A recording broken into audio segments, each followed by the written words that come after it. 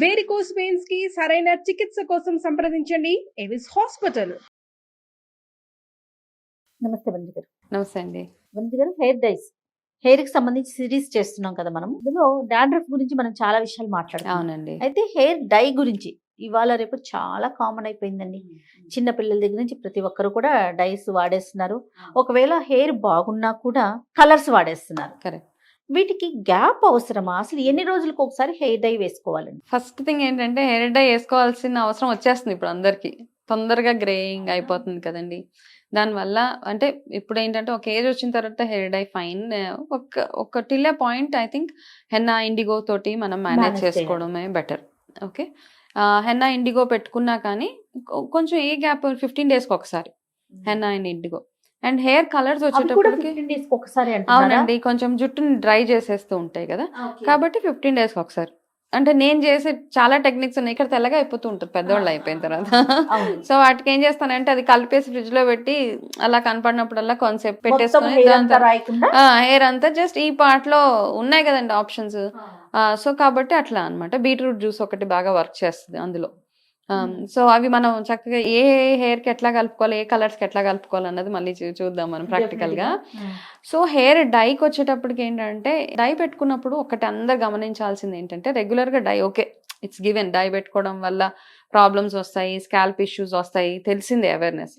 కానీ డై పెట్టుకోవడం వల్ల ఏమవుతుందంటే చాలా సార్లు మన జుట్టు చాలా ఒత్తుగా అనిపిస్తుంటుంది కొంతమందికి.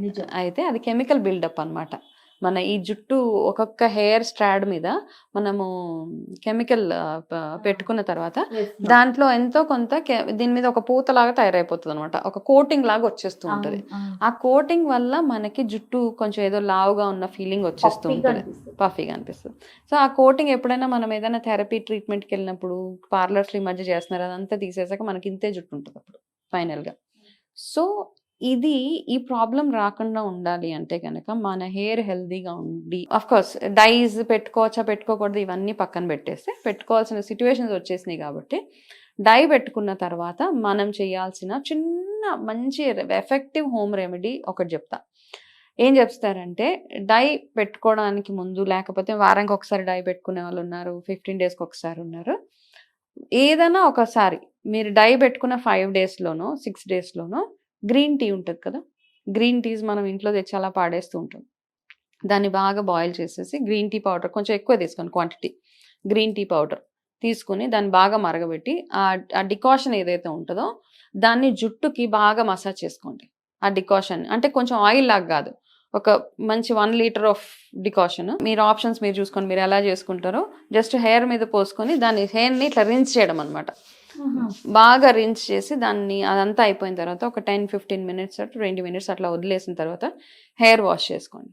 దాంతో ఏమవుతుందంటే, ఇది నేను ఈ హెయిర్ కేర్ గురించి కోర్సెస్ చేసినప్పుడు ఆయుర్వేద మా డాక్టర్ ఎవరైతే ఉన్నారో ఆయన మాకు ఇచ్చిన బెస్ట్ రెమెడీ అనమాట ఇది.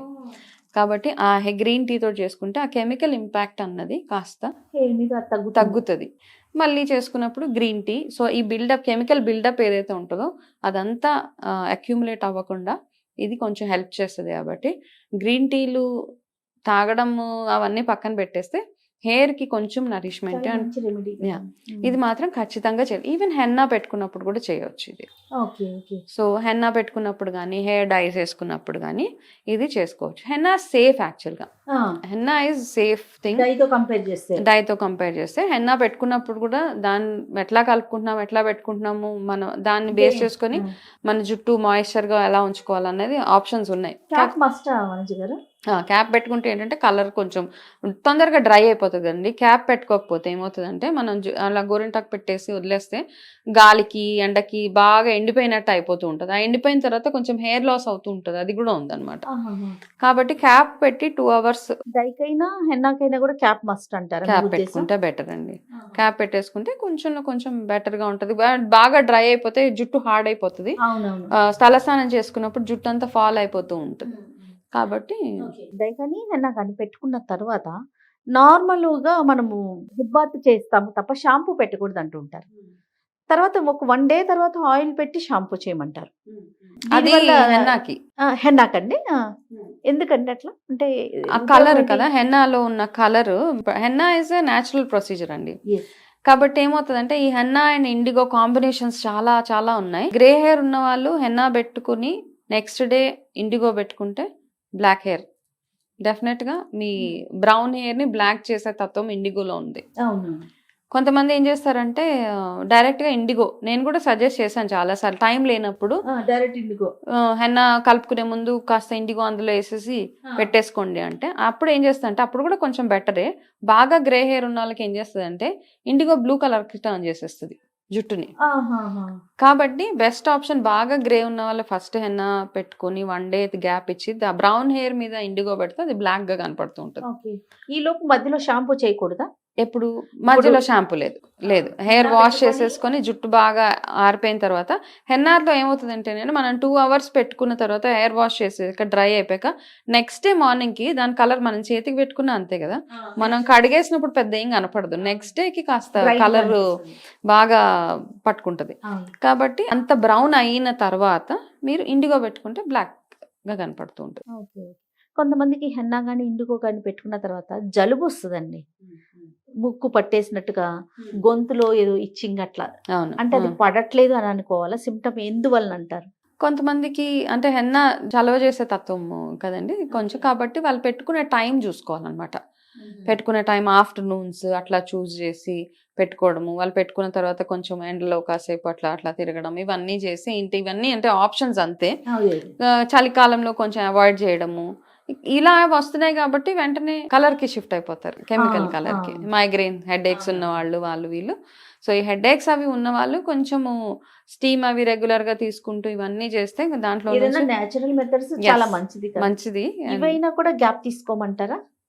అంటే రెగ్యులర్ మనం హెన్నా ఇండిగో పెట్టుకుంటున్నా కూడా డ్రైనెస్ అయిపోతూ ఉంటది కదా, ఎక్కువ డ్రై అయిపోతూ ఉంటది. కాబట్టి అంటే రెగ్యులర్ గా హెన్నా పెట్టుకోవచ్చు. నరిష్మెంట్ కోసం హెన్నా ఎంతసేపు పెట్టుకోవాలి, అందులో ఏమేమి యాడ్ చేయాలి, కలర్ కోసం ఎంతసేపు పెట్టుకోవాలి, ఏమేమి యాడ్ చేయాలి, ఇవన్నీ ఉంటాయి కదా ప్రొసీజర్స్.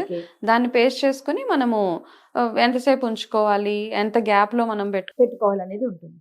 రైట్ అండి, థ్యాంక్ యూ వంజి గారు. నమస్తే అండి.